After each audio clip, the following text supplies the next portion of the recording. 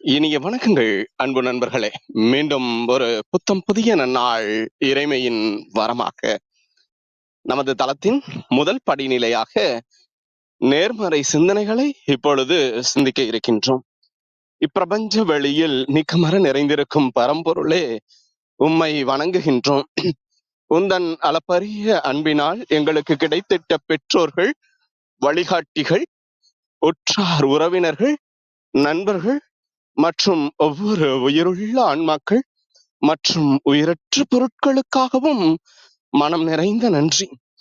உந்தன் அபரிவிதமான படைப்பால் இப்பூவுலகு எழில் நிறைந்த இயற்கையாலும் நிறை வளங்களாலும் நீடித்த நலன்களாலும் ஆக சிறந்த நேர்மறை எண்ணங்களாலும் இவ்வுன்னத உலகிலும் எங்கள் உயிர் துடிப்புள்ள உள்ளங்களிலும் நீக்கமர நிறைந்துள்ளது. உந்தன் அளப்பரிய அன்பினாலும் அருளினாலும் ஆசீராலும் நாங்கள் ஒவ்வொருவரும் உயர்ந்த உன்னதமான வாழ்வியல் பயணத்தை நிறைவுடனும் நிம்மதியுடனும் அன்றாடம் மேற்கொண்டு வருகின்றோம், ஆக சிறந்த வழிகளில். இதனால் நாங்கள் இச்சமூகத்தின் இன்றியமையாதவர்கள் என்பதையும், சீரிய வழியில் பயணிக்கும் அளவிற்கு ஆக்கப்பூர்வமான வழிகளில் எங்களை அன்றாடம் புதுப்பித்தும் வருகின்றோம். உந்தன் ஒப்பற்ற வழி நடத்துதலுடன் சிறுதுளி பெருவெள்ளமாகும் என்பதை போல் நாங்களும் சிறுக சிறுக சாதனை துளிகளை கோர்த்து அலங்கரிக்கும் வரம் தாரும். அனைவருக்கும் நன்றி, அனைத்திற்கும் நன்றி, ஆண்டவனுக்கும் நன்றி. நமது நிகழ்வின் அடுத்த படிநிலையாக நாம் ஒரு நிமிட தியானத்திற்குள் பயணிக்க இருக்கின்றோம். கண்களை மெலிதாக மூடிக்கொள்வோம், கரங்களை கோர்த்துக் கொள்வோம்.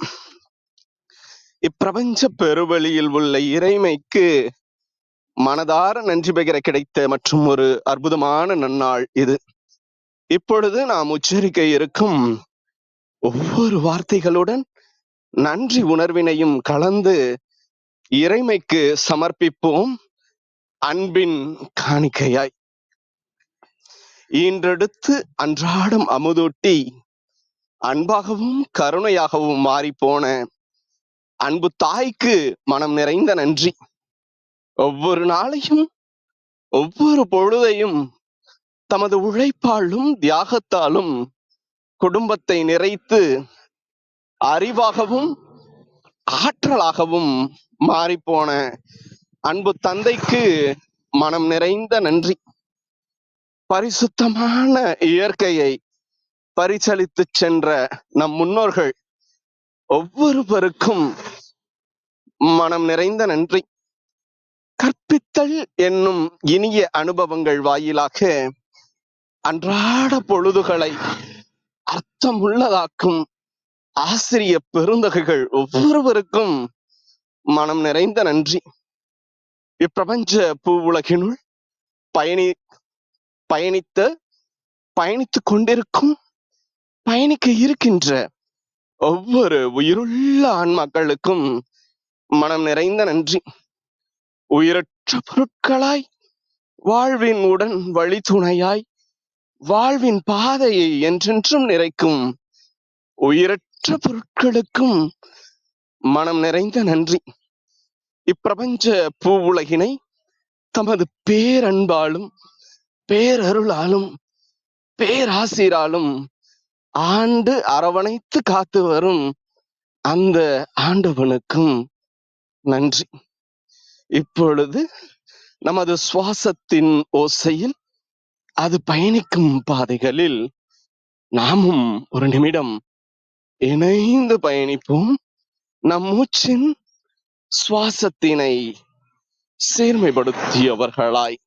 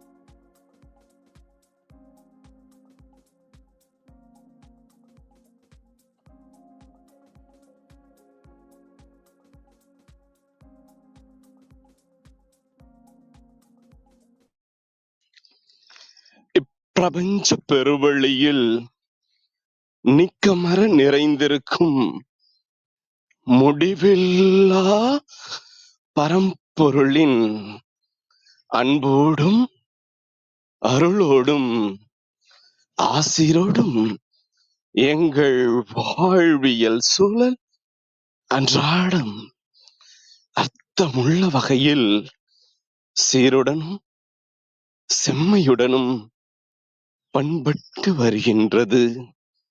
இதனால் இச்சமூகத்தின் சீரிய சிறந்த முன்மாதிரிகளாக நாங்கள் திகழ்வதோடு நில்லாமல் பல்வேறு சாதனைகளையும் அதன் வாயிலாக சரித்திரங்களையும் படைக்கும் அற்புத படைப்பாளிகளாக பரிணமிப்போம். இறைமைக்கு நன்றி. இனிய வணக்கங்கள் அன்பு நண்பர்களே. மீண்டும் ஒரு புத்தம் புதிய நன்னாள் இறைமையின் வரமாக நமது தளத்தின் 785வது நாள் நிகழ்விற்கு உங்கள் ஒவ்வொருவரையும் அன்புடன் வரவேற்பதில் பெருமகிழ்வு கொள்கின்றோம். நாங்கள் இந்த நாள் உங்களுக்கு ஆக சிறந்த நன்னாளாக அமைந்திடவும், நீங்கள் அடியெடுத்து வைக்கும் ஒவ்வொரு முயற்சிகளும் உங்களுக்கு ஆக சிறந்த வெற்றிகளை பரிசளிக்கவும் அன்பின் வாழ்த்துக்களை பகிர்ந்து கொள்வதில் பெருமகிழ்வு கொள்கின்றோம். நாங்கள் அன்பிற்கினிய நண்பர்களே, இந்த வாரம் முழுக்க நாம் ஊங்கு என்ற ஒரு அற்புதமான தொகுப்பின் கீழ் நமது சிந்தனைகளை செழுமைப்படுத்தி வருகின்றோம்.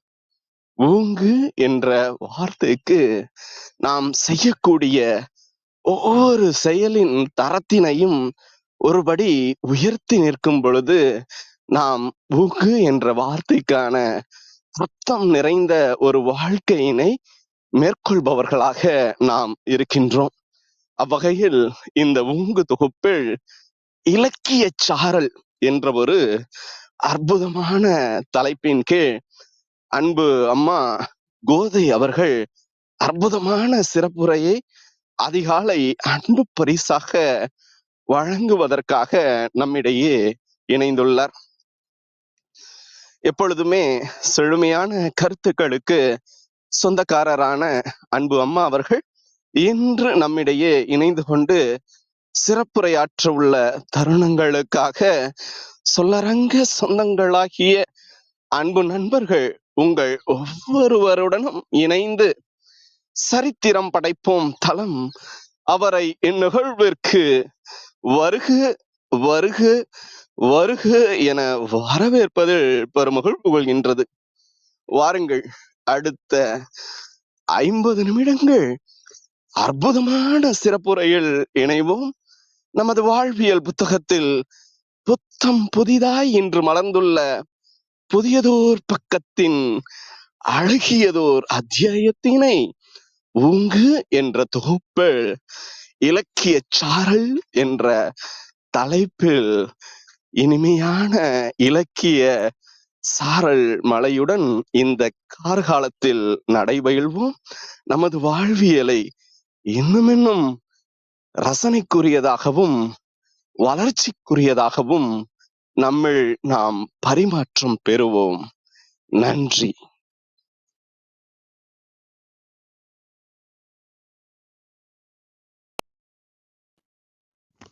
நன்றி.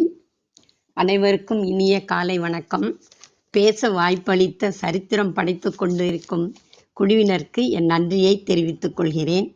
சாரல் என்றால் நான் ஊங்கு இலக்கிய சாரல் என்ற தலைப்பில் பேச வந்துள்ளேன். ஊங்குன்னு சொன்னால் சிறப்புன்னு சொல்லலாம், மிகுதின்னு சொல்லலாம். அதுதான் கொண்டு வந்திருக்காங்க இங்கே. அதில் இலக்கிய சாரல் என்ற தலைப்பில் பேச வந்திருக்கேன். சாரல் சொன்னாலே சின்ன மழை என்று பொருள். மழை விட்டாலும் சாரல் விடவில்லை என்பார்கள். இருந்தாலும் இது இயற்கையானது, மென்மையானது, இதமானது. எனவே இந்த தலைப்பில் பதிவிட வந்துள்ளேன். இலக்கியம் என்பது மக்களின் வாழ்க்கையை பிரதிபலிக்கும் கண்ணாடி. ஒரு கருத்தை நேரடியா கூறாமல் சற்று நயமாக கூறுவதுதான் இலக்கியம் என்கிறோம். உதாரணத்துக்கு இமயமலை பத்தி சொல்றோம்னு வச்சுக்கோங்க. அது வடக்கே இமயமலை உள்ளது, அது பனி படர்ந்து வெண்மை நிறமாக உள்ளது என்கிறோம். இலக்கியத்தில் சொல்ல வேண்டுமென்றால் இந்திய தாய் வயதானவள், அதனால் அவள் தலைமுடி நரைத்துள்ளது என்போம். நாம் தமிழ் புலவர்கள் எதையுமே நயமாக சொல்லுவார்கள். ஒரு நிகழ்வை சொல்ல வேண்டுமென்றால் ஒரு விடுகதை போல் சொல்லுவார்கள், சிலேடையில் சொல்வார்கள். கேட்பவர்களுக்கு மிக்க மகிழ்ச்சியாகவும் ஆர்வமாகவும் இருக்கும். விவேக சிந்தாமணி என்பது ஒரு சிறிய புத்தகம், ஐம்பெரும் காப்பியம் போல் கிடையாது. ஆனால் அதில் ஒரு சிறிய நிகழ்ச்சியை எப்படி சுட்டி காட்டுகிறார் என்பதை பார்ப்போம். ஒரு பெண் சோலை வழியே நடந்து போறா, கீழே நாவப்பழத்தை பார்க்கிறா, அதை கையில எடுக்கிறா. அது உண்மையில் நாவப்பழம் அல்ல, நாவப்பழம் போன்ற வண்டு. மலரில் உள்ள மதுவை சாப்பிட்டு விட்டு மயங்கி போய் கிடக்குது. அது நாவற்பழம் போல காட்சியளிக்கிறது. அதை எடுத்த பெண் மீண்டும் உத்து பார்க்கிறா. அந்த வண்டு கண் திறந்து பார்க்கிறது, சுற்றி முற்றியும் பார்க்கிறது. ஒரு பெண்ணின் கையில் இருக்கிறோம் என்பது அதற்கு புரியவில்லை. தாமரை இதழ்களில் வண்டு இருப்பதாக அந்த வண்டு நினைத்து கொள்வதாக கவிஞன் சொல்கிறான். அப்படி ஏன் நினைச்சதுன்னு சொன்னா, அவள் கையில் உள்ள விரல்களை பார்த்து அப்படி வண்டு நினைக்கிறது. கையில் உள்ள விரல்கள் நீண்டு நீண்டு இருக்கு இல்லையா, அது தாமரை இதழ்கள் போல அது கண்ணுக்கு தெரியுது. அதனால அந்த வண்டு அப்படி நினைக்குது. உடனே அந்த பெண்ணினுடைய முகத்தை பார்க்குது. அவளுடைய முகம் நிலாவை போல தெரிகிறதாம் அந்த வண்டுக்கு. சிறிது நேரம் யோசிக்கிறதாம். சூரியன் வந்தால் தாமரை மலரும், சந்திரன் வந்தால் குவியும், நிலா வந்து விட்டது, இன்னும் சிறிது நேரத்தில் தாமரை குவிய போகிறது. ஐயோ, நாம் இக்கட்டான நிலையில் இருக்கிறோம் என்று நினைத்து வண்டு பறந்து விட்டது. அவளோ அந்த பெண்ணை நினைக்கிறா, பழம் பறந்து போய் விட்டதே, இது என்ன புதுமையா இருக்கு அப்படின்னு அவன் நினைக்கிறா. இது ஒரு சாதாரண நிகழ்வு. இதுல கவிஞரின் கற்பனையை பாருங்கள். அப்படித்தான் இலக்கியம் பிறக்கிறது. அந்த பாடல் விவேக சிந்தாமணியின் 19வது பாடல். அந்த பாடலை பார்க்கலாம். தேனுகர் வண்டு மதுதனை உண்டு தியங்கியே கிடந்ததைக் கண்டு தானதை சம்பு விண்கனி என்று தடங்கையில் எடுத்து முன் பார்த்தாள். வானூறு மதியம் வந்ததென்று எண்ணி மலர்க்கரங்கள் குவியுமென்று அஞ்சி போனது வண்டோ பறந்தது பழந்தோன் புதுமையோ விதுமென பகன்றாள். இப்பாடலை சொல்லும்போது சினிமா பாடல்ல ஒரு பாடல் ஞாபகம் வருது. அதுல ஒரு 4 வரி பாடிடுறேன். தேனுண்ணும் வண்டு மாமலரை கண்டு தெரிந்தலைந்து பாடுவதேன் ரீங்காரம் கொண்டு பூங்கொடியே நீ சொல்லுவாய், ஓ பூங்கொடியே நீ சொல்லுவாய். அடுத்து 2 புலவர்கள் பேசிக்கிறாங்க.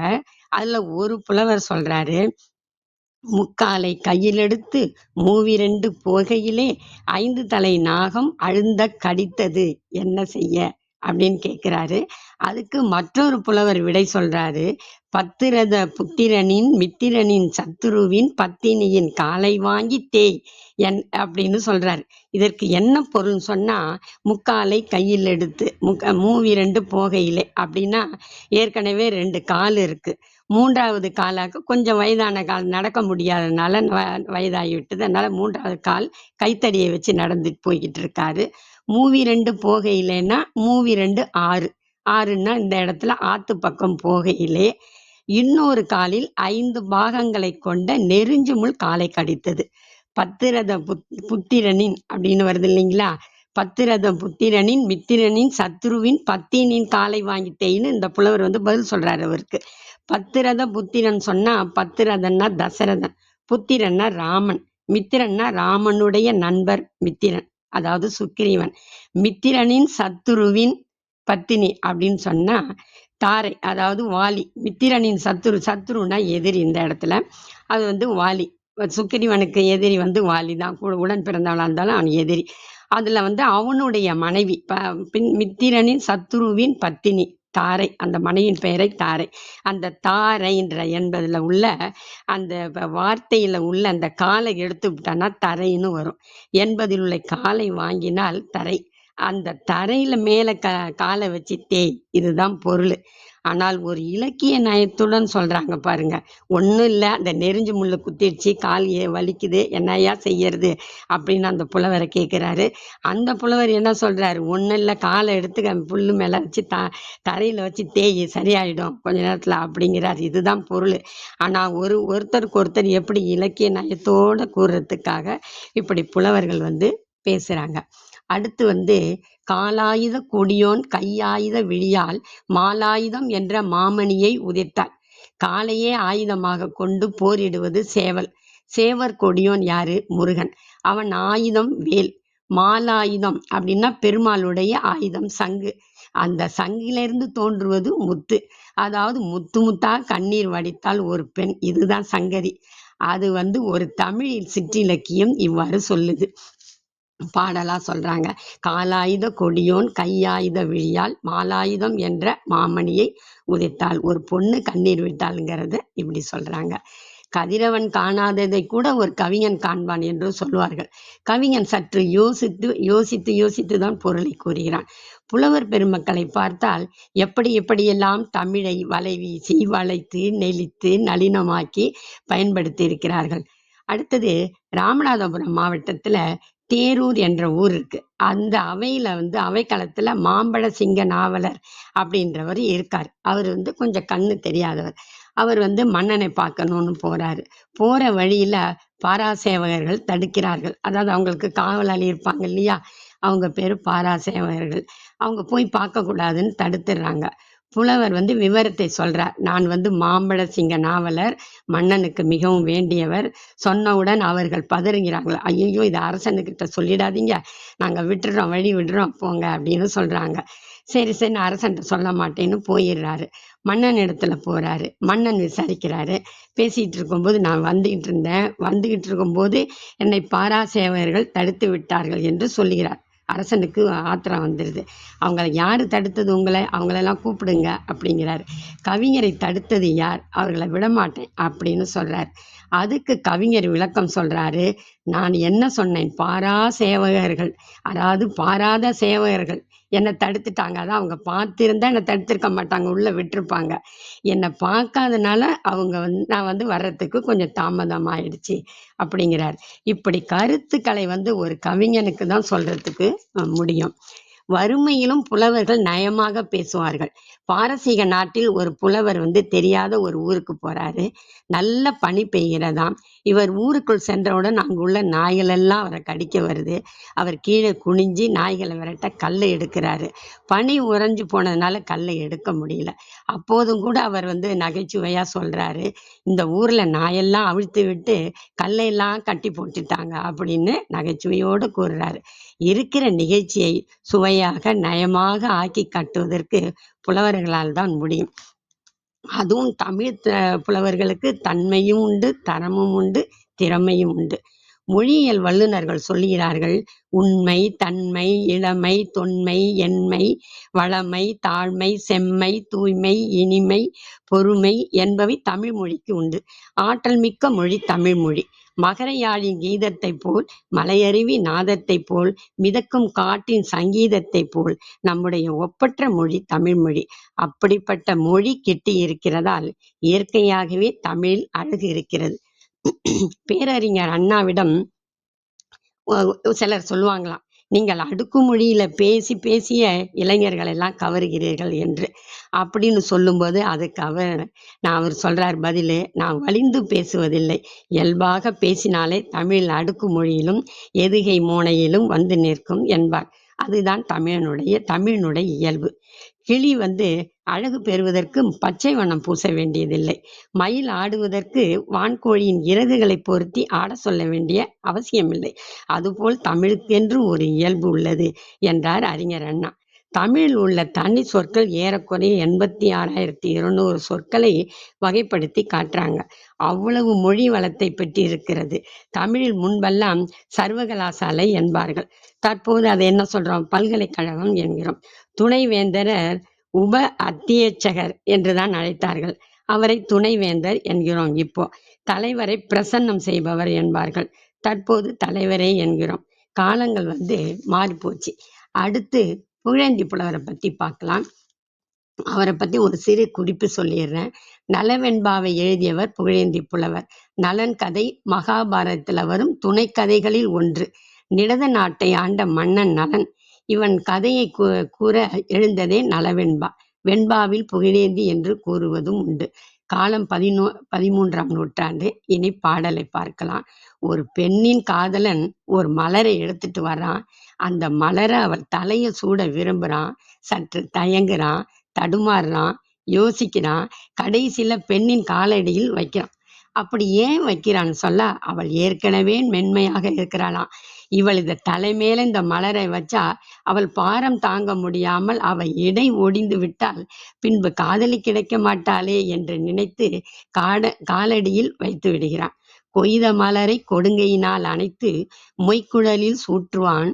முன்வந்து தையலால் பாதார விந்தத்தே சூட்டினால் பாவை இடைக்கு ஆதாரமில்லாது அறிந்து. இதைத்தான் கவியரசு தேனிலவு படத்துல கூட எழுதிய பாடல். சின்ன சின்ன கண்ணிலேன்னு ஒரு பாட்டு இருக்கு இல்லையா, அதுல ஒரு 2 வரி சொல்லிடுறேன்.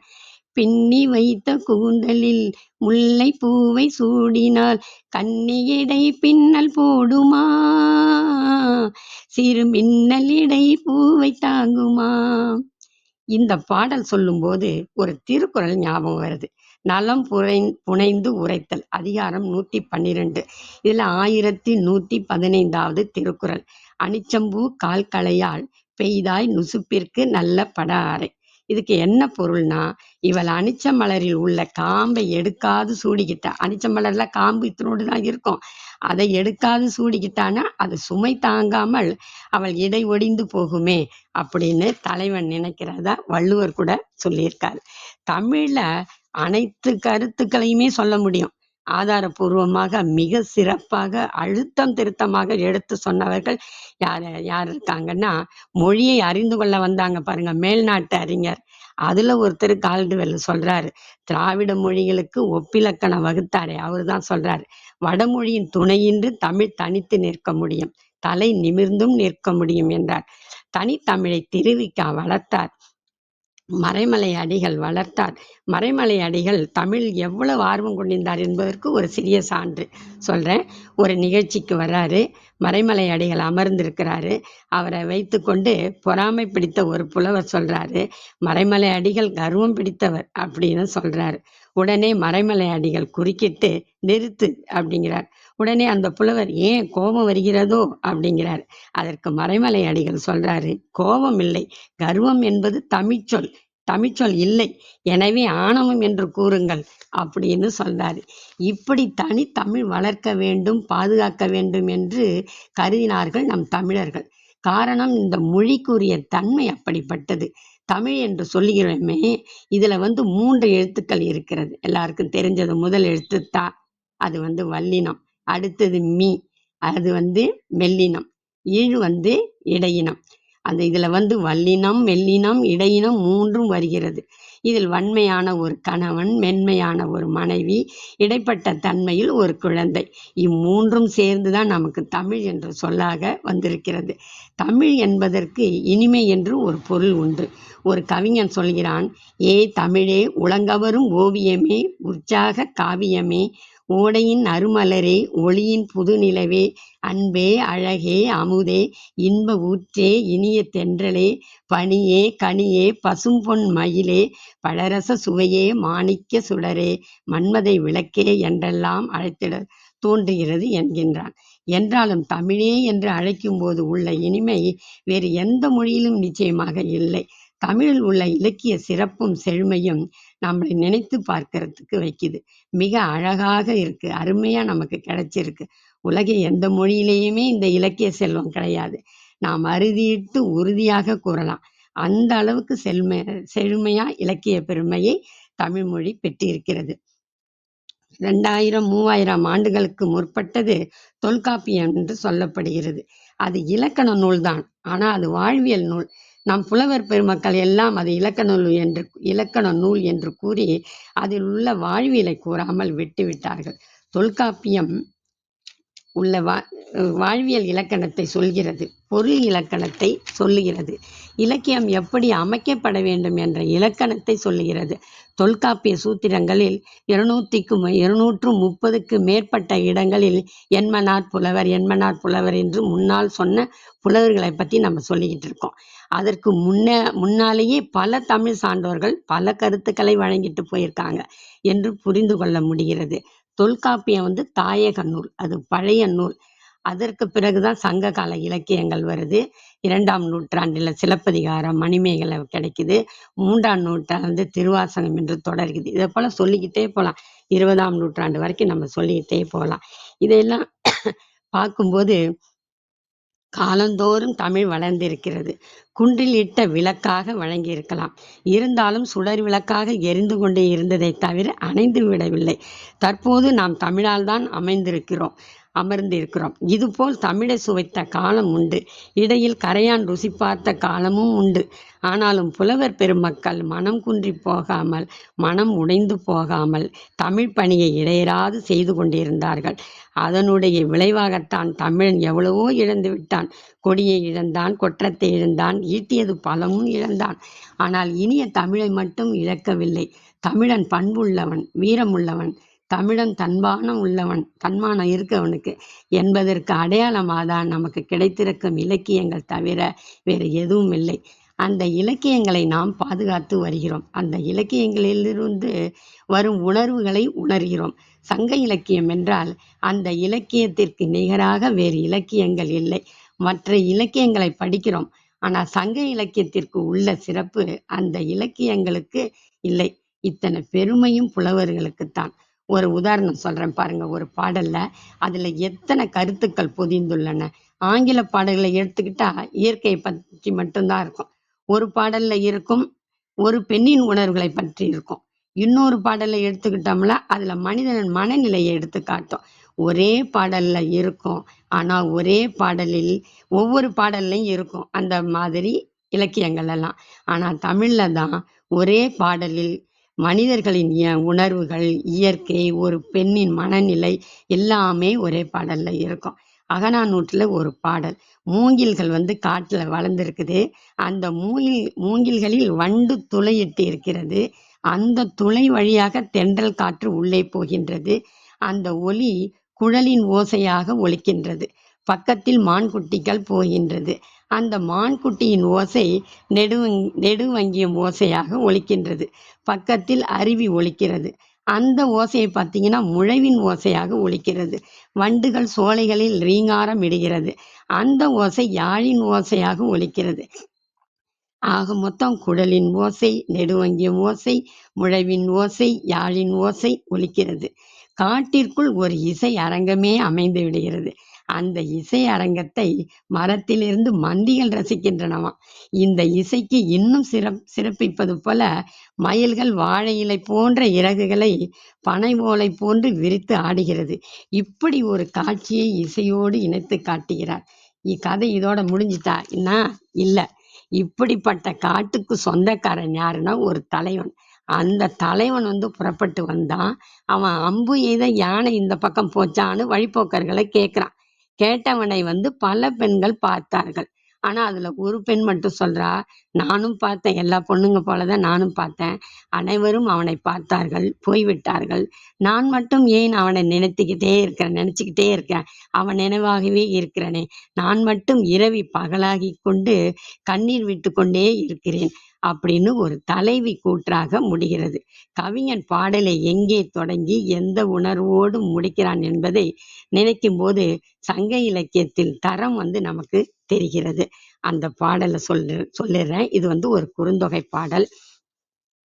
ஆடு அமைக்குன்ற அவர் துணை மருங்கின் கோடை அவ்வழி குழலிசையாக பாடியின் அருவி பனிநீர் இன்னிசை தோடு அமை முழவின் துதை குரலாக கணக்கலை இருக்கும் கடுங்குரன் தூம்போடு மலை பூஞ்சாரல் வண்டு யாழாட இன்பல் இமிழ் இசை கேட்டு களி சிறந்து மந்தினல் அவை மருள்வன நோக்க கழைவளர் அடுக்கத்து இயலி ஆடுமயில் நனவு புகு விரலின் தோன்றும் நாடன் உருவ வல்விற்பற்றி அம்பு தெரிந்து செருச்சை யானை செல்நெறி வினாய் புலர்குரல் என்ற புழையுடை ஒரு சிறை மலர்த்தார்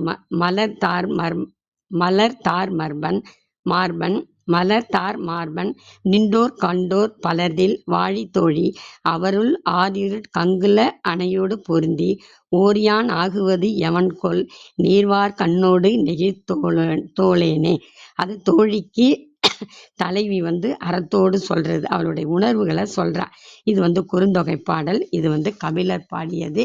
இப்படி அனைத்து உணர்ச்சிகளையும் ஒருங்கிணைத்துள்ளது இந்த பாடல். அடுத்து நாம திருமுருகாற்றுப்படை இதுல நீரோடையை பற்றி நக்கீரர் எழுதியுள்ள ஒரு பாடலை பார்க்கலாம். அருவியை வர்ணிக்கிறார். அந்த வர்ணனையே நீரின் ஓட்டத்தை புரிந்து கொள்ள முடிகிறது நமக்கு.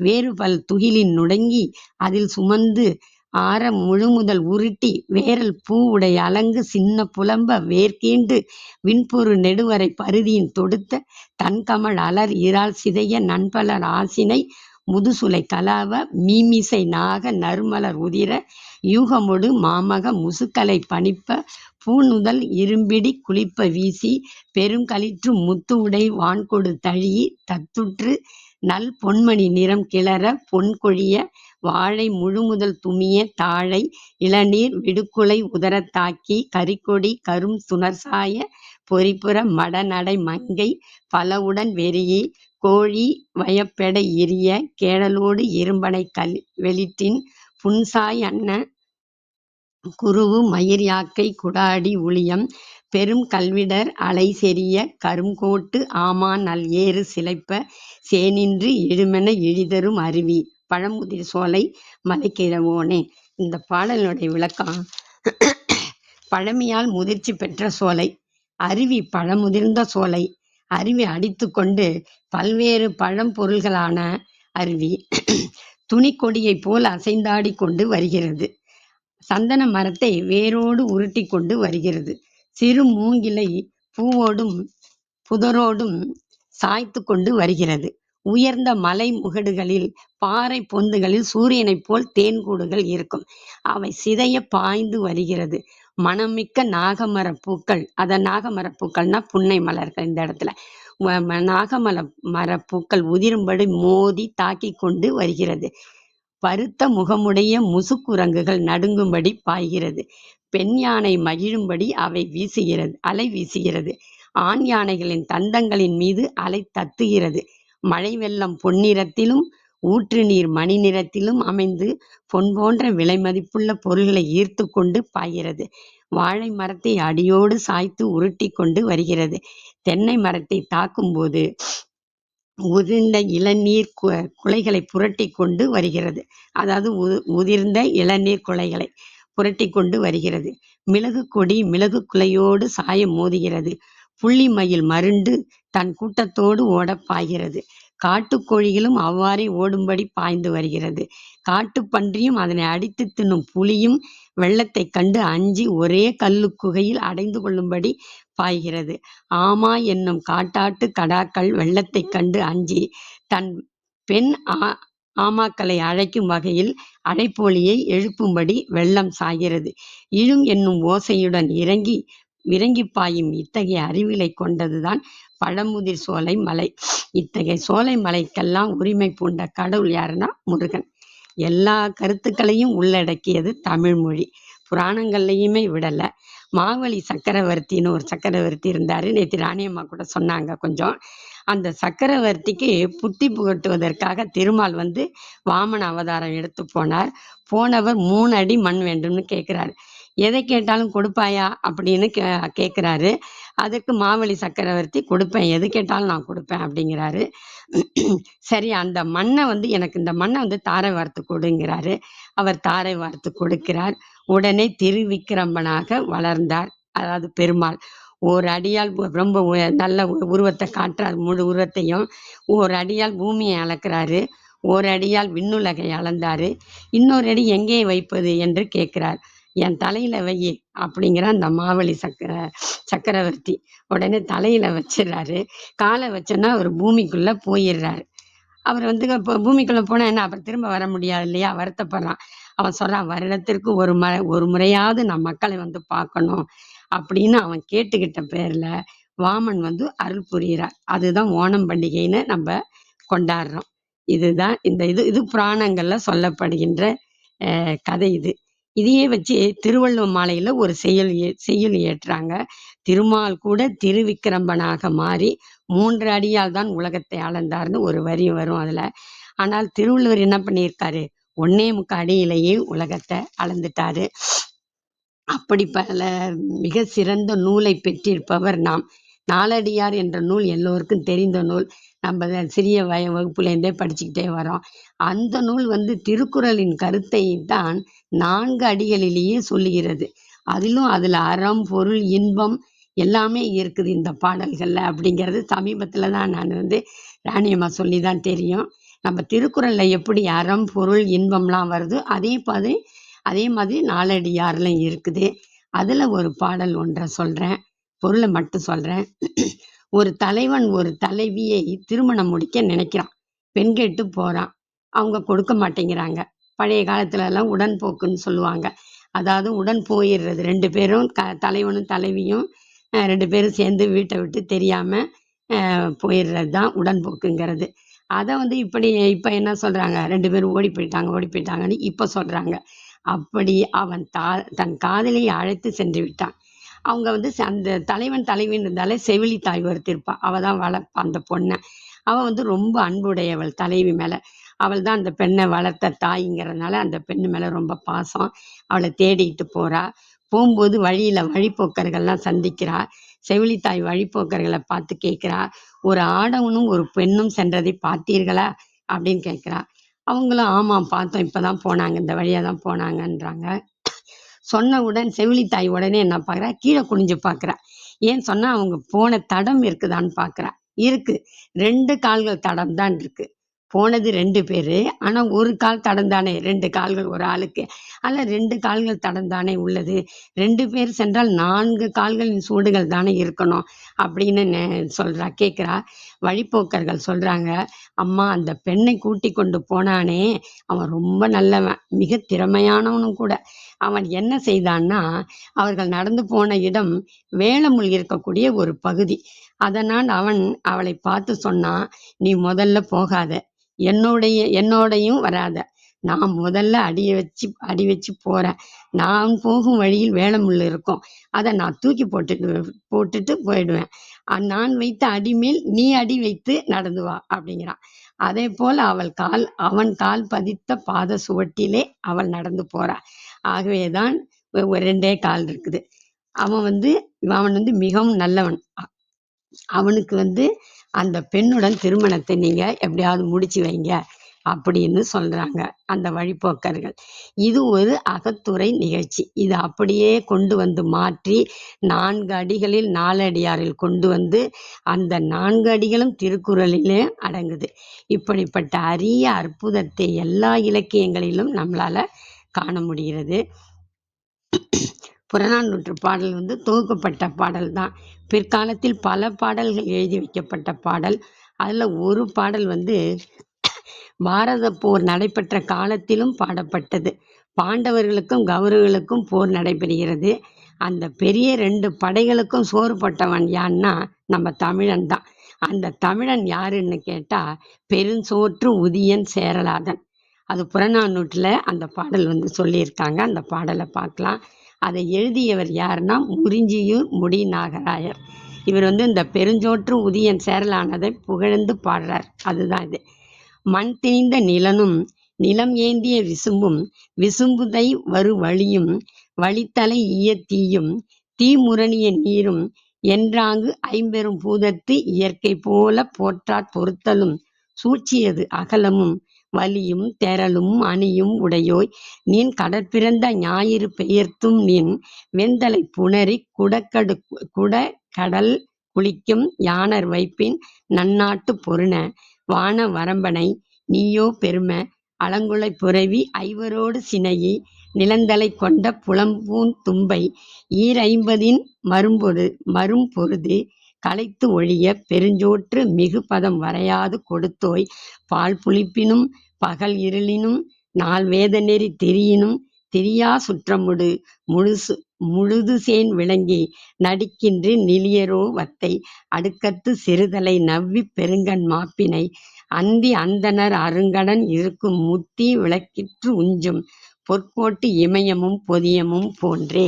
அதாவது பொருள் என்னன்னு சொன்னா, நிலம் போல் பொறுமை, வானம் போல் சூழ்திறன், காற்றைப் போல் வலிமை, தீயைப் போல் எரிக்கும் திறன், நீரைப் போல் அழிக்கும் கொடைத்திறன் ஆகியவற்றை உடையவன் நீ. உன் கடலிலே தோன்றிய ஞாயிறு உன் கடலிலேயே மறையும் நிலப்பரப்பை உடையவன் நீ.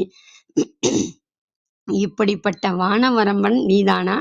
தும்பைப்பூ சூடி ஐவரை எதிர்த்த நூற்றுவர் மாண்ட போர்க்களத்தில் இருபாலருக்கும் பெரும் சோறு கொடுத்தவன் நீ. பால் புளிச்சாலும் பகல் இருளானாலும் 4 வேதங்களின் நெறிமுறை மாறினாலும் திரிபில்லா சுற்றத்தாருடன் வாழ்வாயாக. இமயம் பொதியம் ஆகிய மலை அடுக்கத்தில் அந்தணர் வளர்க்கும் முத்தி விளக்கு ஒளியில் நவ்வி மான்கள் உறங்குவது போல அச்சமின்றி உன் மக்கள் சுற்றம் நிலை கொள்வதாகுக. இப்பாடலிருந்து என்ன தெரிகிறதுன்னா, பெருஞ்சோற்று உதயன் சேரலாதன் பாரத போர் நிகழ்ந்த காலத்தில் வாழ்ந்தவன்னு தெரியுது நமக்கு. தமிழ் உணர்வு உள்ளவர்கள் பெரிய பதவி பொறுப்புகளுக்கு வர வேண்டும். தமிழர்களை சாதியை சொல்லியோ மதத்தை சொல்லியோ அனைவரையும் ஒன்று சேர்க்க முடியாது. தமிழ் உணர்வை காட்டி ஒரே சமுதாயமாக மாற்ற முடியும். ஏன் சரித்திரம் படைப்போம் அவையில் கூட நாம் தமிழால் தான் ஒன்று கூடியுள்ளோம். தமிழா ஒன்றுபடு, தமிழால் ஒன்றுபடு, தமிழுக்காக ஒன்றுபடு என்கின்ற உணர்வோடு இணைவோம். நம் அன்னை தமிழை உலகத் தமிழ் என்று சொல்லுகிற அளவு ஒன்றுபடுவோம். வாழ்க தமிழ், வளர்க தமிழ் சமுதாயம். வாய்ப்புக்கு நன்றி. நன்றிங்கம்மா. இலக்கிய சாரலில் எங்களை இன்று நனைய வைத்தீர்கள். இலக்கியம் எந்த அளவிற்கு சுவை நிறைந்தது, அதை படைக்கும் கவிஞர்களின் கவித்திறம் எந்த அளவிற்கு அழகும் ஆளுமையும் கொண்டது என்பதை குறித்த அற்புதமான ஒரு பார்வை. அதுவும் அதிகாலை பொழுதில் வெகு சிறப்பாக இனிய பாடல்களுடன் நமது தமிழின் பெருமை பேசக்கூடிய அற்புதமான நிகழ்வாக அதிகாலை அன்பு பரிசாக வழங்கிய தருணங்களுக்காக சொல்லரங்க சொந்தங்களாகிய அன்பு நண்பர்கள் ஒவ்வொருவருடனும் இணைந்து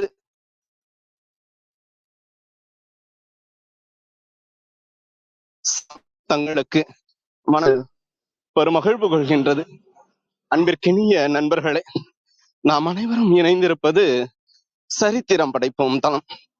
ஒவ்வொரு வாரமும் ஒவ்வொரு தொகுப்பு, ஒவ்வொரு நாளும் ஒவ்வொரு தலைப்பு. வார இறுதியில் சிறப்பு விருந்தினரின் அழைப்பு. ஞாயிறு தோறும் நமக்கான விடுப்பு என்ற அடிப்படையில் நமது தளம் இயங்கி வருகின்றது. அவ்வரிசையில் இந்த வாரம் முழுக்க நாம் ஊங்கு என்ற ஒரு அற்புதமான தொகுப்பின் கீழ் நமது சிந்தனைகளை செழுமைப்படுத்தி வருகின்றோம். நாம் செய்யக்கூடிய செயலின் தரத்தின் அளவை ஒருபடி உயர்த்தி பிடிப்பது இந்த வார்த்தையை மைய பொருளாக கொண்ட இந்த வாரத்தின் தொகுப்பாக அமைந்துள்ளது. அவ்வகையில் தமிழ் இலக்கியத்தை ஒருபடி உயர்த்தி பிடிக்கும் அளவிற்கு இன்றைய நிகழ்வு நமது மனதில் ஒரு ஆழமான அர்த்தங்களை நிறைய உணர்த்தியுள்ளது. மனம் நிறைந்த நன்றிகளை அன்பு அம்மா அவர்களுக்கு மீண்டும் ஒரு முறை பகிர்வதில் பெருமகிழ்வு கொள்கின்றோம். நாளை நமது தளத்தில் அருள் வாழ்வும் பொருள் வாழ்வும் என்ற அற்புதமான தலைப்பின் கீழ் அன்பு ஐயா கடந்த 25 ஆண்டுகளாக திருக்குறளை தமது வாழ்வியலில் எடுத்து செல்லக்கூடிய திருக்குறள் கணேசன் அவர்கள் அற்புதமான சிறப்புரையை வழங்க இருக்கின்றார். ஒவ்வொரு நாள் நிகழ்வுகளிலும் சரித்திரம் படைப்போம் தளத்தோடு இணைந்து பயணிக்கவும் நமது வாழ்வியல் வழித்தடங்களை இன்னும் இன்னும் வளமைப்படுத்திக் கொள்ளவும் அன்புடன் அழைக்கின்றோம். இப்பொழுது நிகழ்விற்கான முதன்மை கருத்தினை வழங்கிட கவிஞர் காசி ஆறுமுகம் அவர்களையும், அதனைத் தொடர்ந்து நிகழ்வினை நெறியாளுமை செய்ய அன்பு சகோதரி சசிகலா பாரி அவர்களையும் அன்புடன் அழைக்கின்றோம். நன்றி. நன்றிப்பா, நன்றி. அனைவருக்கும் இனிய காலை வணக்கம். இன்றைய தலைப்பு ஊங்கு இலக்கிய சாரல். ஆனால் இது இலக்கிய சாரல்னு சொல்ல முடியாது, இலக்கிய பெருமழையே பொழிஞ்சிட்டு போயிருக்காங்க அம்மா. ஏன்னா அந்த அளவுக்கு இன்னைக்கு அவங்க எடுத்தாண்ட அந்த இலக்கிய நயங்கள் எல்லாமே வந்து நமக்கு வியப்பில் ஆழ்த்தியது. குறிப்பிட்டு சொல்லணும்னா அந்த இலக்கியம் பற்றிய வரையறை சொல்லிட்டு அவங்க சொன்ன அந்த விவேக சிந்தாமணியோட பாடல் நினைக்கும் போது ஒரு கவிஞன் வந்து எந்த அளவுக்கு அவனுக்கு அந்த கற்பனை திறன் இருந்திருக்குது அப்படின்ட்டு. ஒரு வண்டு ஒரு பெண்ணோட கையில நாவல் பழம்னு நினைச்சிட்டு அந்த வண்டை எடுத்துடுறாங்க. ஆனா அது அந்த வண்டு வந்து அந்த கையில இருக்கும்போது அது எப்படி அதை நினைச்சுக்குது அப்படிங்கிறத இதை விட ஒரு சிறப்பா எந்த கவிஞன்னு சொல்ல முடியும் அப்படிங்கிற மாதிரி இருந்தது அந்த விவேக சிந்தாமணியின் கூற்று. அந்த அளவுக்கு வந்து அவருடைய கையோட விரல்கள் வந்து தாமரைக்கு ஒப்பிட்டு, அந்த முகம் வந்து நிலவுக்கு ஒப்பிட்டு, ஓ நம்மளுக்கு வந்து அந்தி சாயிற நேரம் வந்துடுச்சு, நம்ம ஆபத்துல சிக்கிக்கிறோம் அப்படின்னு சொல்லிட்டு அந்த வண்டு பறந்து போகுது அப்படின்னு சொன்னாங்க. அப்போ வந்து இவங்க என்ன நினைக்கிறாங்க, என்ன நாவல் பழம் பறக்குது அப்படின்ட்டு அந்த அம்மா நினைக்கிறது மாதிரியும் அந்த இதுல வந்தது. இதை விட ஒரு சிறந்த ஒரு கற்பனை திறன் இருக்க முடியுமா அப்படிங்கிற மாதிரி வியப்பில் இருந்துச்சு. ஆரம்பமே அந்த அளவுக்கு நமக்கு வியப்பா இருந்தது. அதே மாதிரி வந்து அதை ஒட்டி வந்து தமிழ் பாடலும் ஒண்ணு வந்திருக்குது அப்படின்னு அம்மா சொன்னாங்க. அந்த பூவிருந்த வண்டுங்கிற தமிழ் பாடல் வந்திருக்கு அப்படின்ட்டு. சினிமா பாட்டுல வந்திருக்கு அப்படின்ட்டு. அதே மாதிரி ஒரு நெரிஞ்சிமுள் குத்துனா வந்து நமக்கு எந்த அளவுக்கு அதை என்ன பண்ணணும் அப்படின்னு சொல்லும்போது, அதுக்கு எடுத்தாண்ட அந்த உவமைகள், அந்த உருவகம் சொல்லி கடைசியில வந்து இந்த தாரையின் காலை எடுத்து தேய் அப்படின்னு சொல்லி சொல்லும்போது, அது தரைய தான் அப்படி சொல்றாங்க அப்படின்ட்டு அது சொன்னது ஒரு நகைச்சுவையாகவும் இருந்துச்சு. அந்த அளவுக்கு அவங்க நம்மளுக்கு எந்த அளவுக்கு இலக்கிய நயத்தோட சொல்லியிருக்காங்க அப்படிங்கிறது. ஒரு சின்ன ஒரு ஒரு நெரிஞ்சமுள் குத்துனா என்ன செய்யணும் அப்படிங்கிறத இந்த மாதிரி கவித்துவமா சொல்ல முடியுது. அது தமிழ்ல முடியுது அப்படின்னு எடுத்தாண்டாங்க. அதே மாதிரி வந்து அந்த காலாயுத கொடியோன் அப்படின்ட்டு முருகரை வர்ணிச்சதா இருக்கட்டும். அதே மாதிரி அவங்க அந்த அந்த பாடல்ல வந்து கண்ணீர் வந்து அந்த பெண் வந்து எப்படி வடிக்கிறாங்க, அந்த முத்து முத்தா வடிக்கிறாங்கன்னா இவ்வளவு பெரிய அந்த பாடல் சொல்லி சொல்லப்பட்டிருக்கு அப்படின்னு சொல்லியிருந்தாங்க.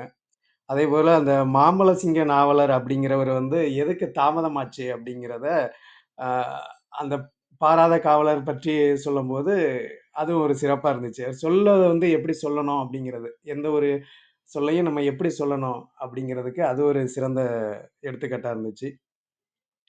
அதேபோல இன்னொருத்தர் வந்து நகைச்சுவையா ஒரு கவிஞர் வந்து சொன்னாருங்க, அந்த பனி படர்ந்த இடத்துல வந்து நாய் இருந்தது. அந்த நாய் வந்து நாய் குரைக்கும்போது இவர் கல் எடுக்கலான்ட்டு கல் எடுக்கும்போது, அந்த பனியில வந்து கல்லு உருகி இருந்துச்சு. அதனால எடுத்து எறிய முடியல. அப்படிங்கிறதுக்கு ஒரு அழகா சொல்லியிருப்பாங்க. நாயெல்லாம் அவுத்துட்டு கல்ல கட்டி போட்டாங்க அப்படிங்கிற மாதிரி அவர் சொன்னதா சொல்லியிருந்தாங்க. அதே மாரி நம்மளோட தமிழ் மொழியில் உள்ள அந்த இலக்கிய அந்த தமிழின் பெருமைகள் 16 பெருமைகள் தமிழ் வல்லுனர் வகுத்தத அத சொல்லியிருந்தாங்க.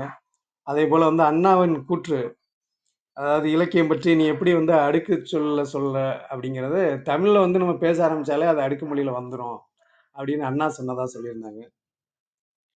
அதேபோல தமிழ்ல வந்து 86,000 சொச்சம் சொற்கள் இருக்குது.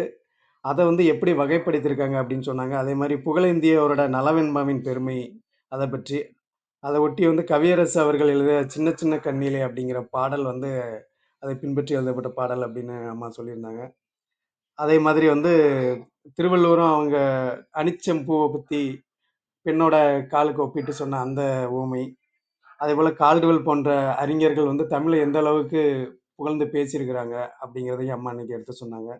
அதேபோல மறைமலை அடிகள் வந்து அ ரொம்ப ஆணவம் கர்வம் பிடித்தவர் அப்படின்னு இன்னொருத்தர் இன்னொரு அறிஞர் சொல்லும்போது, அதுக்கு அவரு சொல்றாரு, "நிறுத்து" அப்படின்ட்டாரு. "ஏன் மறுபடியும் கோவம் வருதா?" அப்படின்னு கேட்கும்போது, "இல்ல, கர்வங்கிறது வந்து தமிழ் சொல் அல்ல. ஆணவங்கிறது தான் தமிழ் சொல்லு" அப்படின்னு சொல்லி எடுத்து சொல்றாரு அப்படிங்கிறாரு அப்படின்னாங்க அம்மா. அதேபோல தமிழ்ங்கிற அந்த வார்த்தை, அந்த சொல்லே வந்து நம்மளுக்கு எப்படி இருக்குது?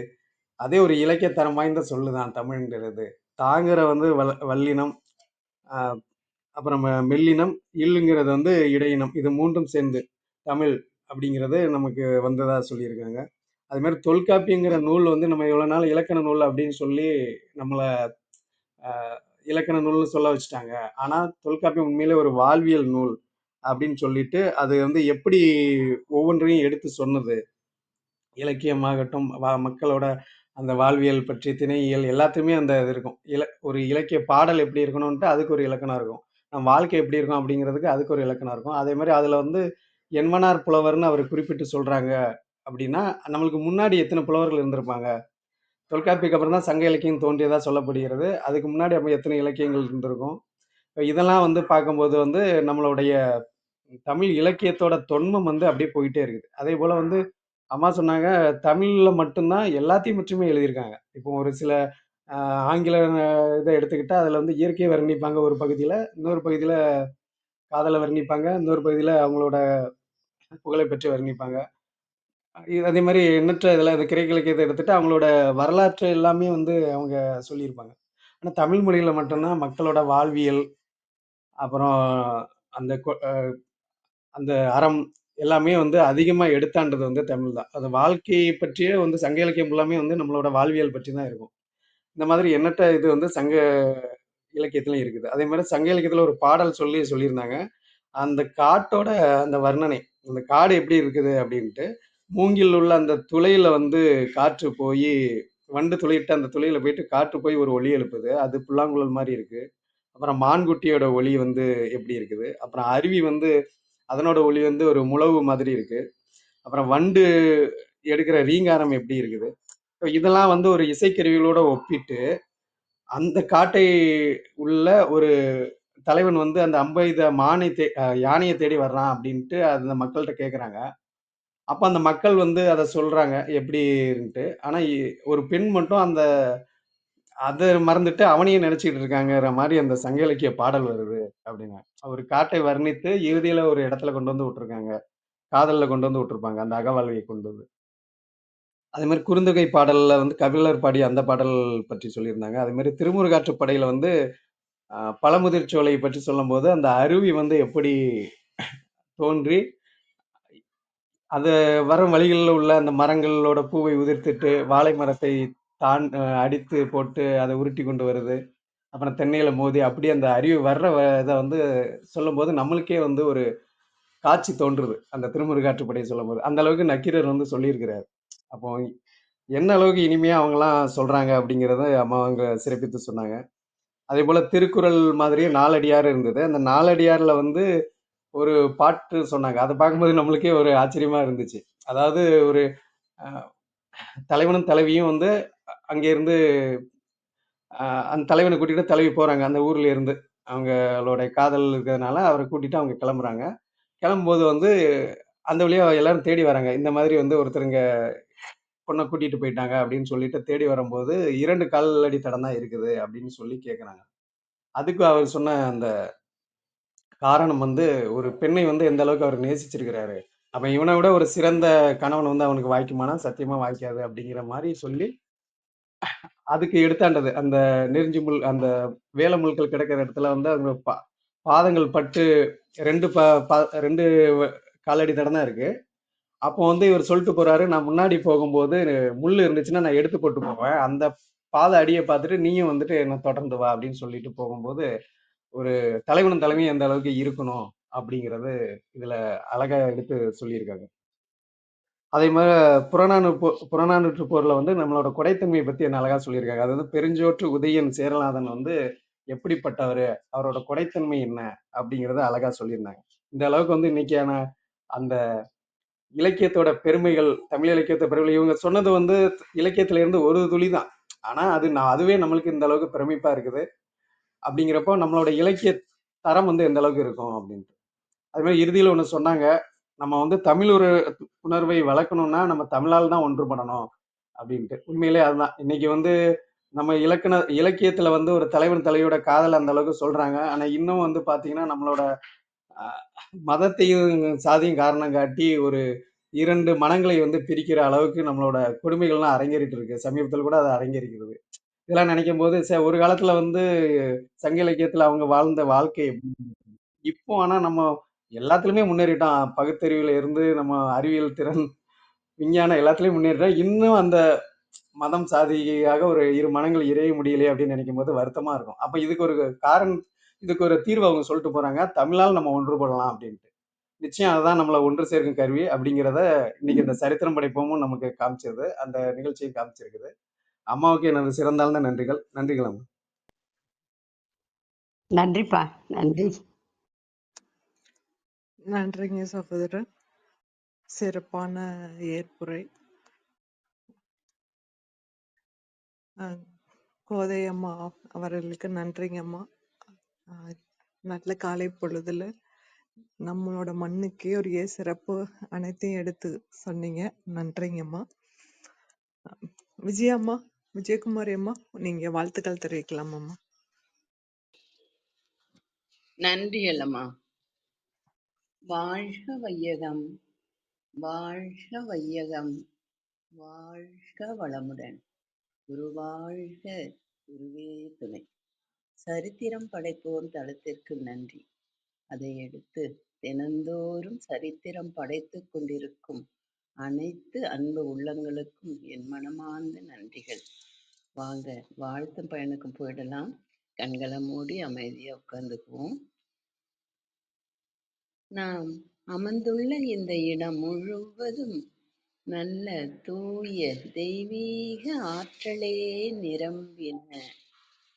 அப்படியே உணர்ந்து பாருங்க. அருட்பேராற்றல் உடலிலே உயிரிலே அலை அலையாக பாய்ந்து நிரம்புவதை உணர்கிறோம். அன்னைக்கு வணக்கம், தந்தைக்கு வணக்கம், அருள்நெறி ஆசான் வேதாத்திரி மகரிஷி அவர்களுக்கு வணக்கம். குருவாழ்க, குருவே துணை. அருட்பேராற்றல் இரவும் பகலும் எல்லா நேரங்களிலும் எல்லா இடங்களிலும் எல்லா தொழில்களிலும் உறுதுணையாகவும் பாதுகாப்பாகவும் வழிநடத்தியாகவும் அமையுமாக.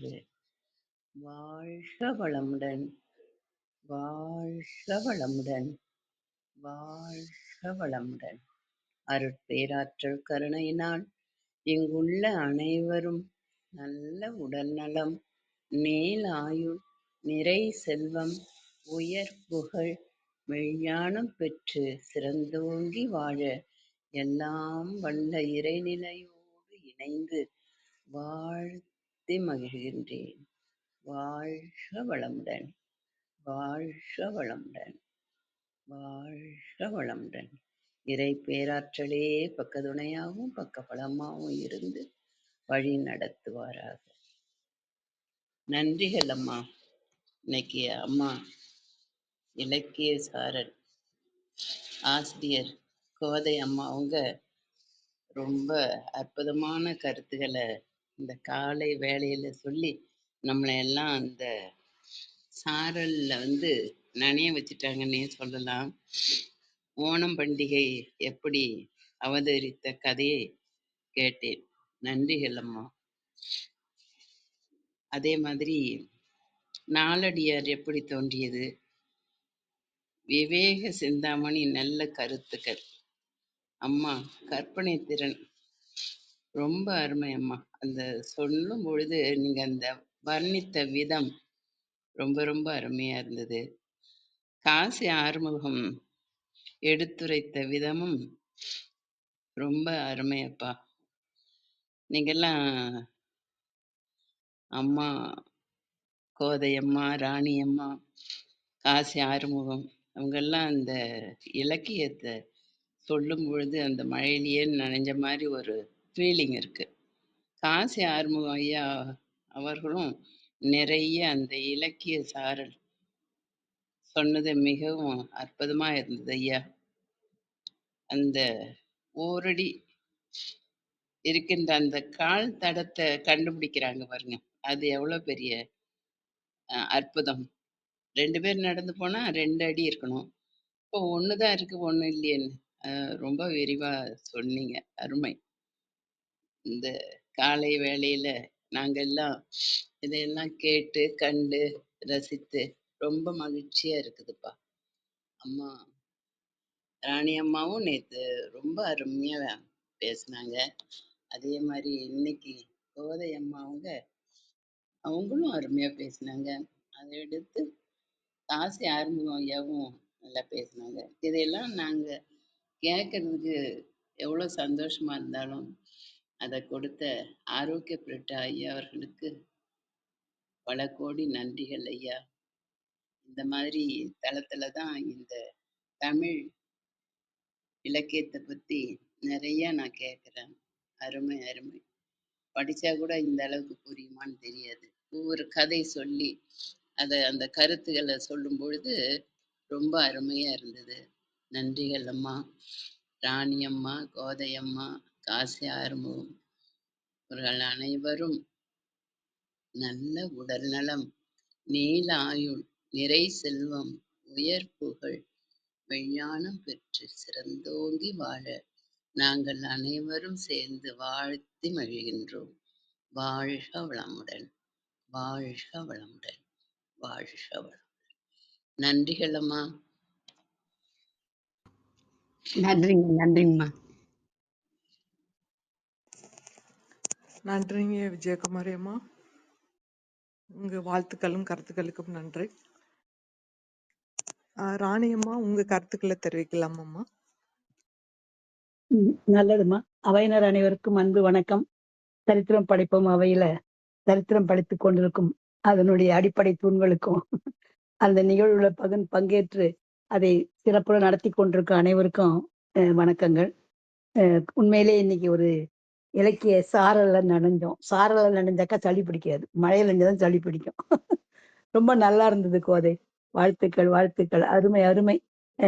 தமிழ் ஒரு கடல்னு சொல்லுவாங்க. அந்த கடலுக்குள்ள எவ்வளவோ முத்துக்கள் கிடக்குது. அந்த எல்லா முத்துக்களும் நம்ம தேடி எடுத்து பார்க்கிறது கிடையாது. அந்த மூழ்கி முத்தெடுக்க முடிஞ்சவங்க தான் அதை கொண்டு வருவாங்க. அது போல தமிழ் கடல்ல உள்ள அழகான சில முத்துக்களை கோத்தெடுத்து ஒரு ஒரு அழகான ஒரு மாலையா கொடுத்துருக்கீங்க. ரொம்ப சிறப்பா இருந்தது. எல்லாமே மிக மிக அருமையா இருந்தது. நானே பல புதிய விஷயம் நானே பெரிய கொம்பு கிடையாது. பல புதிய செய்திகளை தெரிந்து கொண்டேன். அதுதானே உண்மை. நமக்கு தெரிஞ்சதை மத்தவங்க சொல்றத நாம தெரிஞ்சுக்கிறது தான் இந்த அவையினுடைய முடிந்த நோக்கமும் கூட. அது ரொம்ப ரொம்ப சிறப்பா இருந்தது கோதை. இன்னைக்கு நல்லா இருந்தது. என்ன சொல்றது, காலாயுதம் கையாயுதம் மாலாயுதம் அப்படின்னு அந்த வார்த்தை சொல் சுவைய சொல்றதா, அதுக்கு உள்ள இருக்கிற பொருளை சொல்றதா, அப்படின்ட்டு நாயை அவுத்து விட்டு கல்ல கட்டி போட்டாங்க அதை சொல்றதா, ரொம்ப அருமையா இருந்தது. என்ன சொல்றது, தொல்காப்பியத்துல இருந்து விவேக சிந்தாமணியிலிருந்து குறுந்தொகையிலிருந்து நாலடியார் திருக்குறள் இப்படி எல்லா பாடல்கள் இருந்தும் அழகான முத்துக்களை எடுத்து ஒரு கதம்ப மாலையா கொடுத்திருக்கீங்க. வெகு வெகு சிறப்பு வெகு சிறப்பு. அந்த புலவர்கள் 2 பேர் பேசும்பொழுது கூட இலக்கிய நயத்தோட பேசிப்பாங்க அப்படின்னு சொன்னது ரொம்ப அருமை. முக்காலை ஊன்றி முன்னே நான் போகையிலே அக்காலை 5 தலை நாகம் அழுந்த கடித்தது ஒருத்தர் சொல்ல, நெறிஞ்சி முள்ளு குத்திடுச்சான்னு சொல்லாம அப்படி சொல்றாரு அவர். உடனே இவர் என்ன பண்றாரு, நீ இப்படி பேசுறியா, நான் பார்க்க பேசுறேன் பாருன்னு சொல்லிட்டு இப்ப பத்திரதன் புத்திரனின் மித்திரனின் சத்துருவின் பத்தினியின் கால் வாங்கிட்டே தரையில தேய்ச்சிட்டு போயான்ற மாதிரி சொல்றாரு இல்லையா. அந்த பாடெல்லாம் ரொம்ப சிறப்பா இருந்தது. அருமை அருமை. இதெல்லாம் அதாவது ஒரு உணவை சாப்பிட்டாக்கா சாப்பிட்ற அந்த நேரம் தான் இருக்கும். ஆனா இந்த மாதிரி இந்த கவி நயம்படியே கேட்கும்பொழுது நினைக்க நினைக்க இன்பமா இருக்கும். அதனாலதான் கம்பர் சொல்லுவாரு, இலக்கிய சுவையை செவி நுகர் கனிகள் அப்படிம்பாரு. காதுனால சுவைத்து அறியக்கூடிய கனிகள்பாரு. அந்த செவி நுகர் கனிகள் பலவற்றை சுவைத்து மகிழ்ந்தோம். ஆற்றல் எல்லாமே அடிச்சுக்கிட்டு போற மாதிரி எங்க மனங்களை உங்கள்பால் அடித்து கொண்டு இழுத்துக்கிட்டீங்க. ரொம்ப நல்லா இருந்தது கோதை. அதாவது பெருஞ்சோற்று அலங்குலை புரவி ஐவரோடு சினையி ஈரையும் பதின்மரும் பொருதுகளத்து ஒழிய பெருஞ்சோறு கொடுத்தவன் இல்லையா, பெருஞ்சோற்று உதியன் சேரலாதன், அந்த மன்னனை பத்தியும் அதெல்லாம் கூட அழகா எடுத்து சொன்னீங்க. ரொம்ப நல்லா இருந்தது. திருமுருகாற்று பாடலாகட்டும், திருமால் வாமன அவதாரமா 3 அடி மண்ணை அளந்து மகாபலி பூமிக்கு அடியில் அழுத்தி திருவோண பண்டிகை அவனுடைய விருப்பத்துக்கு இணங்க அந்த கொண்டாடுறதாகட்டும், எல்லாமே வெகு வெகு வெகு சிறப்பு. ரொம்ப நல்லா இருந்தது கோதை. வாழ்த்துக்கள் வாழ்த்துக்கள். காலையில இந்த இலக்கிய சுவை பருக தந்த உங்களுக்கும், அதுக்கு வாய்ப்பு அமைந்த சரித்திரம் படைப்போம் அவைக்கும் என்னுடைய நெஞ்சார்ந்த மனம் மகிழ்ந்த நன்றிகள். நன்றிகள். வாழ்க. நன்றிப்பா. வாய்ப்பு கொடுத்து எனக்கு உங்களுக்கு நன்றி. நான் பேச வாய்ப்பு தந்தமைக்கு நன்றி. நன்றிம்மா, நன்றி. நன்றிக்கு ராணி அம்மா. அம்மா கோதை அம்மா வந்து ஆஹ், கொஞ்சம் அறிவினா அம்மா வந்து கொற்ற அறிவின்னு சொல்லணும். ராணி அம்மாவை அப்படியே வந்து கொட்டும் கருத்துக்கள். நன்றிங்க அம்மா, நன்றி. உங்களுடைய கருத்துக்கள் சிறப்பாக இருந்தது. அருள் சேவிய சகோதரர், உங்களோட உங்களோட கருத்துக்கள் தெரிவிக்கலாம் அம்மா. வணக்கம் வணக்கம் அனைவருக்கும் இனிய காலை வணக்கம். வாழ்த்துக்கள் கோதையம்மா. அருமையான தலைப்புல அற்புதமான உரை நிகழ்த்தினீங்க. இலக்கிய சாரல். நீங்க உள்ள வந்த உடனே ஊங்கு அப்படிங்கிறதுக்கு ஒரு பொருள் சொல்லிட்டு, இலக்கியம் அப்படிங்கிறதுக்கு ஒரு பொருள் சொல்லிட்டு, சாரல்ங்கிறதுக்கும் ஒரு பொருள் சொல்லிட்டு தான் ஆரம்பிச்சீங்க. சிறப்பா அமைஞ்சதுமா. சாரல் வந்து எல்லாருமே என்ஜாய் பண்ணுவோம்.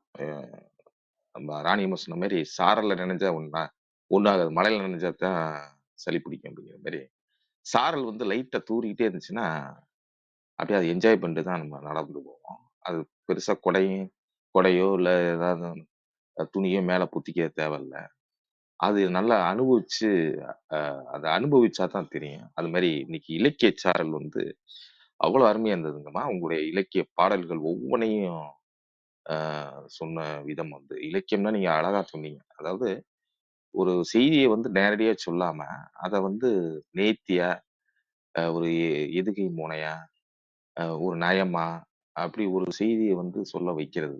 ஒரு ஒரு புதிதா அந்த மாதிரி இதுதான் இலக்கியம். நேரடியா நீங்க சொன்ன மாதிரி அது தரையில காலை வச்சு தேய்ச்சிட்டு போகுது அப்படின்னு கூட சொல்லலாம். அதுக்கு எப்படி எப்படி ரெண்டு புலவர்களும் மாத்தி மாத்தி இலக்கியத்தை அங்க பயன்படுத்துறாங்க அப்படிங்கிற இதுக்கு அவ்வளவு பொருத்தமான பாடல்கள், இலக்கிய சிந்தனைகள். திருக்குறள் வந்து எடுத்திருந்தீங்க, நாலடியார். அந்த வண்டு தான் அந்த வண்டு தான் ஃபர்ஸ்ட் அந்த ஆரம்பிச்சது. ஒரு நவாப்பழம் நினைச்சிட்டு கையில அந்த பொண்ணு எடுத்து கையில வச்சுட்டு இருக்கும்போது அந்த வண்டு முடிச்சு பார்க்குது. ஓ, இந்த மெல்லிய தாமரை இதழ் மேலதான் நம்ம உட்கார்ந்துருக்கோம். நீங்க அந்த சொன்ன விதம் வந்து அருமையா இருந்துச்சுங்களா. அந்த அந்த பாட்டோட அர்த்தத்தை சொல்லிட்டு போயிடலாம். பட் நீங்க சொல்லும் பொழுது அந்த வண்டே பேசுற மாதிரி இருந்தது.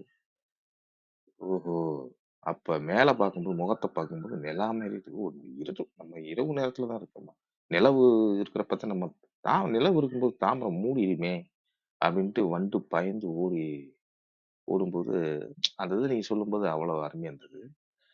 ஆ சிறப்பா இருந்துச்சும்மா. ஒவ்வொரு இலக்கிய பாடல்களும் அருமையா இருந்ததும்மா. ஆ அப்புறம் அந்த தலையில பூ வைக்கும்போது சரி. தலையில பூ வச்சா ஏற்கனவே காலு வந்து மென்மையா இருக்கு. அது கீழ பூவ போட்டான். ஏன்னா, தலையில வச்சோம்னா, அந்த இடுப்பு ஒடிஞ்சிடும். அந்த வெயிட் தாங்காம. இப்படி அதாவது நீங்க நீங்க சொன்ன மாரி சொன்னா தான் நல்லாருக்கும். அது அந்த மாரி இலக்கியங்கள்ல வந்து அவ்வளவு ஒரு கூர்மையான, அ நல்லா ரசிக்கும்படியான அந்த புதிர் மாரி ஒரு உவமை நெறைய இருக்கு. நீங்க சொல்லும்போது. வாழ்த்துக்கள் அம்மா, வாழ்த்துக்கள். காசி அறிமுகம் வந்து சூப்பரா தொகுத்து வழங்குனாரு. கற்பகவல்லி மேடம் மாரி காசி அறிமுகம் வந்து அவ்வளவு ஒரு அழகா நீங்க பேசுனது எல்லாத்தையும் ஒண்ணு விடாம கரெக்டா தொகுத்து வழங்கினாரு. காசி அறிமுகம் அவர்களுக்கு வாழ்த்துக்கள். நன்றிங்கம்மா. வாழ்த்துக்கள் அம்மா. வாழ்த்துக்கள். நன்றிப்பா, நன்றி. நன்றிங்க. நன்றிங்க அருள் சேவிய சகோதரர். நன்றிங்க அம்மா.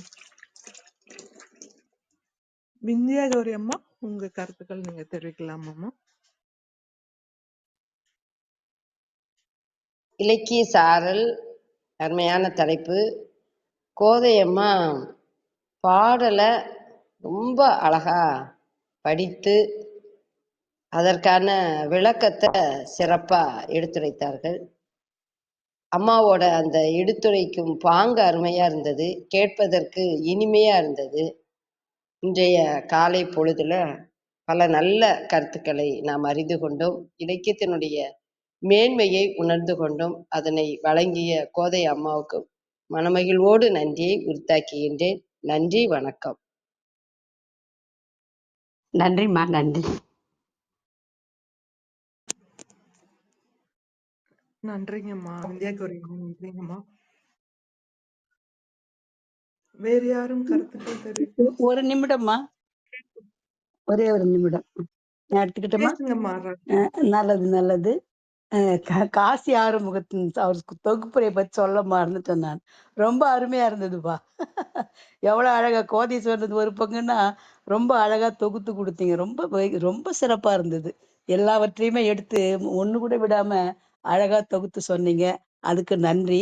ஒரு இந்த வண்டுன்ன உடனே நம்ம பாட்டெல்லாம் ஞாபகம் வரும். அந்த ஒரு பாட்டை மட்டும் அவை அனுமதித்தால் பாடலாமான்னு கேட்கிறேன் நான். நல்லது. பாடலாமாடா? அம்மா பாடலாமா நீங்க? நல்லது. இப்ப எடுத்துக்கிறேன் பாட்டு மட்டும். ரொம்ப நல்ல பாட்டு இது. அஹ் தேன் உண்ணும் வண்டு மாமலரை கண்டு திரிந்தலைந்து பாடுவதேன் ரீங்காரம் கொண்டு பூங்கொடியே நீ சொல்லுவாய். ஓ பூங்கொடியே நீ சொல்லுவாய். வீணை இன்ப நாதம் எழுந்திடும் வினோதம் விரலாடும் விதம் போலவே காற்றினிலே தென்றல் காற்றினிலே சலசலக்கும் பூங்கொடியே கேளாய் புதுமை இதில்தான் என்னவோ. ஓ புதுமை இதில்தான் என்னவோ.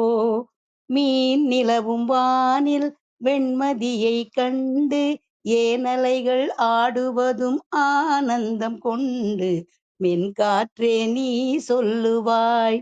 ஓ மென்காற்றே நீ சொல்லுவாய். தேனுண்ணும் வண்டு மாமலரை கண்டு திரிந்தலைந்து பாடுவதேன் ரீங்காரம் கொண்டு பூங்கொடியே நீ சொல்லுவாய். ஓ பூங்கொடியே நீ சொல்லுவாய். கானமையில் நின்று வான்முகிலை கண்டு களித்தாடும் விதம் போலவே கலையிதுவே வாழ்வின் கலையிதுவே கலையிதுவே வாழ்வின் கலையிதுவே கலகலெனும் மெல்லிய பூங்காற்றே காணாததும் ஏன் வாழ்விலே. ஓ காணாததும் ஏன் வாழ்விலே. கண்ணோடு கண்கள் பேசிய பின்னாலே காதல் இன்பம் அறியாமல் வாழ்வதும் ஏனோ கலைமதியே நீ சொல்லுவாய். ஓ கலைமதியே நீ சொல்லுவாய். ஓ ஓ இன்னொரு செய்தி நான் சொல்லணும்னு நினைக்கிறேன். கோதையுடைய நிகழ்வை செய்தியா தரும்பொழுது வேல்ராஜ் ஒரு அழகான ஒரு தாமரைப்பூ கொடுத்திருந்தார். அது பாருங்களேன், இவங்க தாமரைப்பூ வண்டு தாமரை ஒரு பாட்டு ஒண்ணு வரும். தாமரை பூவினில் வண்டு வந்து தேனருந்த மலர் மூடிக்கொள்ள தாமரை பூவினில் வண்டு வந்து தேனருந்த மலர் மூடிக்கொள்ள உள்ளிருந்தே வண்டு ஆடுதல் போல் உள்ளத்தில் நீ இன்று ஆடுகின்றாய். மெல்ல மெல்ல எந்தன் மேனி நடுங்குது மெல்லன்னு ஒரு பாட்டு ஒண்ணு வரும். இவங்க தாமரை பூவ அந்த இதழ்களை பார்த்து வண்டு விரல் நினைச்சிட்டு அப்புறம் முகத்தை பார்த்து ஐயோ சந்தனம் வந்திருக்குதே, சூரியனை கண்டுதானே தாமரை மலரும், இது வேற ஏதோன்னு சொல்லிட்டு பறக்கலன்னு நினைச்ச மாதிரி அதுக்கேத்த மாதிரி அவர் முன்கூட்டியே அந்த தாமரை மலர் அழகா போட்டிருந்தது. என்ன அழகு! எண்ணங்கள் ஒண்ணு பண்ணும்போது அஹ் அதுக்காக செயல்களும் ஒரு போல இருக்குமோன்னு தோணுச்சு எனக்கு. அதை பதிவு பண்ணோம்னு நினைச்சேன். நன்றி, நன்றி. அவைக்கு நன்றி, வாய்ப்புக்கு நன்றி, வணக்கம். நன்றிங்க ராணியம்மா. நல்ல சிறந்த பாடல். ஆஹ் அங்க ஒரு பிக்சரை கூட அழகா கவனிச்சு அதை சொன்னதுக்கு நன்றிங்கம்மா. அது அந்த கலைநயத்தோட பார்வை, அந்த கலைநயம் உள்ள உணர்வு உள்ளவங்களுக்கு கலைநயத்தோட பார்வை இருக்குங்கிறது உங்களோட கருத்துக்கள்ல தெரியுதுங்கம்மா. நன்றிங்கம்மா. நன்றி. வேறு யாரும் கருத்துக்கள் தெரிவிக்கிறதுனா தெரிவிக்கலாம், இல்லைன்னா கோதையம்மா ஏற்புரைக்கு போகலாம். அம்மா அம்மா சொன்னப்பதான் காசி ஆறுமுகம் சகோதரர் வந்து கற்பக சகோதரி மாதிரி சிறப்பான உரை கொடுத்தீங்க ஐயா. நன்றிங்க. ஆஹ் எனக்கு அந்த அளவுக்கு உரை கொடுக்க வராது. அதனாலதான் நான் எனக்கு தெரிஞ்சத இதுல மட்டும் எடுத்து சொல்லிட்டு விட்டுறது. நீங்க சிறப்பா கொடுத்தீங்க ஐயா. இன்னைக்கு ரொம்ப சிறப்பா இருந்தது. நன்றிங்க காசி ஆறுமுக சகோதரர். கோதையம்மா, உங்களுடைய ஏற்புரை நிறைவுரை கொடுக்கலாம் அம்மா. நன்றிம்மா, நன்றிம்மா. காசி ஆறுமுகத்துக்கு முதல்ல நன்றி சொல்லணும். அவர் சிறப்பாக நான் சொன்ன பதிவுகளை முழுமையாக கொஞ்ச நேரத்தில் சொல்லி முடிச்சிட்டாரு. ரொம்ப சிறப்பாக சொன்னார். ஒரு செய்தியை கூட அவர் விடவே இல்லை. எல்லாமே ரொம்ப அருமையாக சொன்னார். நேற்று பிரிட்டோ போட்டவுடனே அந்த மலரையும் அந்த என்னுடைய படத்தையும் போட்டவுடனே எனக்கு அதுதான் நானுமே நினச்சேன். ராணி அம்மாவும் அதே தான் நினச்சாங்க. நம்ம சொல்ல மறந்துட்டோமே நினச்சேன், அவங்க சொல்லிட்டாங்க. ரொம்ப சிறப்பாக இருந்தது. பிரிட்டோவுக்கு ரொம்ப நன்றி. நான் எப்பயுமே ஆரோக்கிய பிரிட்டோன்னு சொல்ல மாட்டேன். ஏன்னா ஆரோக்கியம் அவர்கிட்ட இருக்கட்டும், பிரிட்டோ தான் நம்மக்கிட்ட வரட்டும்னு சொல்லிட்டு நான் எப்போதும் பேச்சில் சொல்லுவேன் நான்.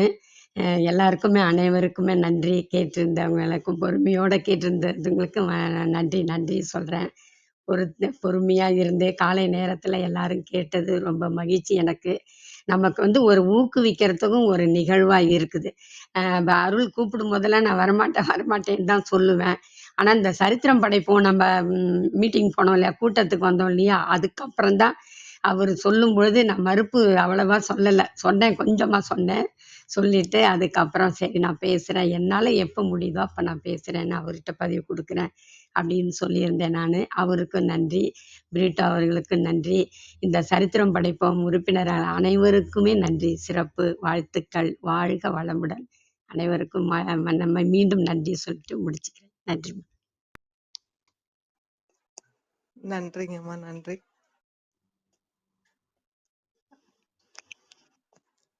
அம்மா உங்களோட மைக்கு. நன்றிங்கம்மா. இன்றைய நிகழ்வு ரொம்ப சிறப்பாக அமைந்தது. அனைவருடைய கருத்துக்களுக்கும் நன்றி. இணைந்த அனைவருக்கும் நன்றி. இறைக்கு நன்றி. நிகழ்வு நிறைவு.